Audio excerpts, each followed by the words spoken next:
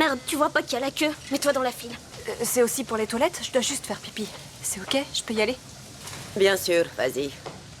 Avec le soutien de la chef de prison, Piper n'a plus à subir les brimades dans les douches. Ce calme de courte durée a temporairement effacé l'humiliation d'avoir été déshabillée par le gardien. Au repas, elle observe attentivement les alentours. Red distribue des yaourts à tout le monde. Chacune la remercie en souriant. Une femme s'approche alors pour la provoquer. T'en as aussi pour moi? Et toi, tu as ce que je t'avais demandé? Ça va arriver, j'y travaille. Moi, c'est pareil.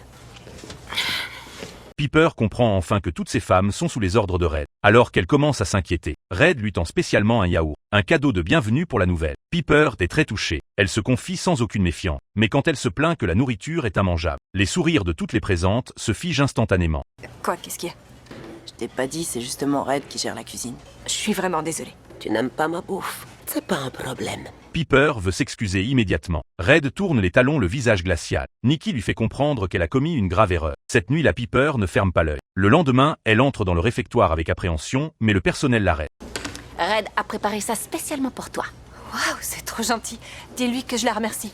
Je D'accord? ne dirai rien du tout, je fais que mon boulot. Suivante. Elle pense que l'incident est clos. Elle ouvre le sandwich dans son plateau et découvre un tampon usagé à l'intérieur. Mais qu'est-ce que t'as fait? Elle a critiqué la nourriture devant Red. Oh, je crois que tu risques de crever de faim pendant quelques temps. Piper comprend que c'est la vengeance de Red. Les moqueries fusent de partout et les tout. Elle s'enfuit précipitamment du réfectoire. Les brimades ne s'arrêtent pas là. Le personnel refuse ensuite de lui servir à manger. Suivante. C'est une plaisanterie? Elle essaie de se servir elle-même. Le personnel lui arrache le plateau des mains. Red observe la scène avec satisfaction. Piper jette son plateau de rage et s'apprête à partir. Un gardien l'intercepte. Elle refuse que je mange. C'est cruel, mais c'est ton problème. Défense de sortir de la cantine avant la fin du repas. Le gardien la repousse sur le côté. Face au regard menaçant qui l'entoure, Piper est terrifiée. Après avoir écouté les conseils de sa compagne de cellule, elle décide de présenter ses excuses à Red. Tout le monde peut faire des erreurs.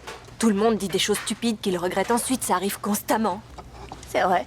Et ça, elle devrait le comprendre, non?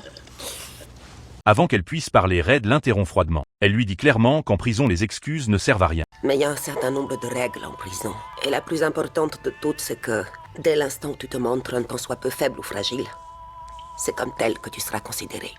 Mais qu'est-ce que tu voudrais que je fasse? Tu as l'air d'une fille intelligente.